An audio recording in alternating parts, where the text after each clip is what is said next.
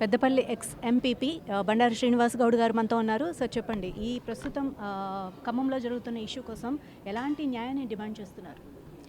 ఖచ్చితంగా ఏన్నైతే ఇండ్లను కూలగొట్టిరో ఆ కూలగొట్టిన దగ్గరనే మళ్ళీ ఇందిరమ్మ ఇండ్లు ఎట్లా ఇస్తామని చెప్పి వాళ్ళు అంటారో ఆ ఇందిరమ్మ ఇండ్లను వాళ్ళు కూలగొట్టిన కానీ కట్టేయాలని చెప్పి ఒక డిమాండ్తో వాళ్ళ కవిత గారు నిరవధికంగా నిరాహార దీక్ష చేయడం జరుగుతుంది.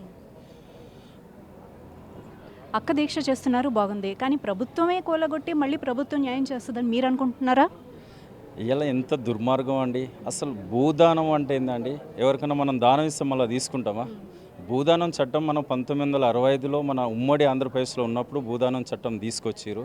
ఆ చట్టం ద్వారా ఏంటంటే భూమి ఎవరికైతే ఉందో వాళ్ళు దానం చేస్తారు అన్నట్టు. ఆ దానం తీసుకున్న వారు ఎవరు ఉంటారండి? మ్యాక్సిమం పేదలు ఉంటారు. ఓ మిషన్ కుట్టేటోళ్ళు, పండ్లు అమ్ముకునేటోళ్ళు, సైకిల్ పంచర్ వేయించుకునేటోడు, లేకుంటే సఫాయి వాళ్ళు వీళ్ళు ఉంటారు. వాడు ఇంతంత జాగు ఉంది. ఆ జాగు కూడా ఎట్లుంటుంది? గ్రౌండ్గా ఉండదు కదా, ముళ్ళ కంపలతోని, కొండలతోని, బండలతోని అన్నీ ఉంటే దాన్ని సాఫ్ చేసుకొని రోజింత దాన్ని సాఫ్ చేసుకొని ఒక చిన్న రేగుల షెడ్ లెక్క వాళ్ళు కూలి పని చేసుకొని అది చేసుకొని రేగుల షెడ్ లెక్క వేసుకున్నారు. ఇవాళ భూముల రేట్లు పెరిగిన తర్వాత వాళ్ళకు దాని మీద కన్నుబడి ఇలా 30 ఎకరాలలో సుమారుగా 700 కుటుంబాలను ఇలా నీలమట్టం ఒక పిట్టగూడల్లో వాళ్ళను కూలగొట్టి వాళ్ళని తీసిపోయి ఒక డంప్ వేసి, ఇది ఏం పాలన అండి? రాక్షస పాలన. రోటీ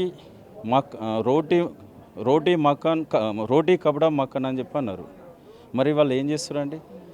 ఈ ఇల్లును కూలగొట్టి వాళ్ళ యొక్క గూడుని చెదరగొడుతారు కదా. రాహుల్ గాంధీ రాజ్యాంగం పట్టుకొని తిరుగుకుంటూ మేము రాజ్యాంగాన్ని అది చేస్తా ఉన్నారు. ఇలా రాజ్యాంగం ప్రకారం నడుస్తుంది. ఇలా ప్రజాస్వామ్యం కూని చేసే విధంగా ఇలా ప్రభుత్వం వాళ్ళ యొక్క గూడుని చెదరగొట్టి ఇలా ఎంత దుర్మార్గం అండి. ఒక ఆమె అయితే మొన్ననే గృహప్రవేశం అయిందండి. కనీసం నా కళ్ళారా నేను ఇల్లును చూసుకుంటా, ఒక 5 నిమిషాలు నాకు సమయం ఏంటంటే లేడీ పోలీసులను తీసుకుపోయే ఘటన ఎంత దారుణం అంది. గర్భిణితో ఉన్నది.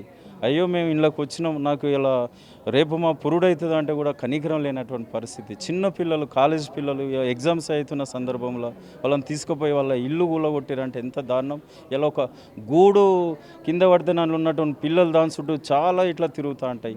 ఇలా ప్రతిపక్షం ఏం చేస్తుందని పేరు తూతు మంత్రంగా వచ్చారు. ఇలా వాళ్ళకు మద్దతుగా కవితక్క గారు వెళ్ళిరు. ఆడున్నటువంటి పరిస్థితులు అన్నిటిని చూసిరు.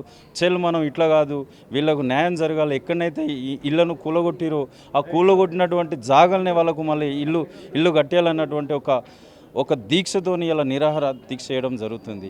ఇంకా కూడా కాంగ్రెస్లో సిగ్గనిపిస్తలేదా? ఒక మహిళ ఇవాళ నిన్న నుంచి నీళ్లు తాగకుండా ఇలా ఇక్కడనే ఆమె వాళ్ళ కోసం పోరాటం చేయకుండా ఇలా దున్నపోతు నీళ్ళు పడ్డట్టు ఇలా కనీసం కూడా కాంగ్రెస్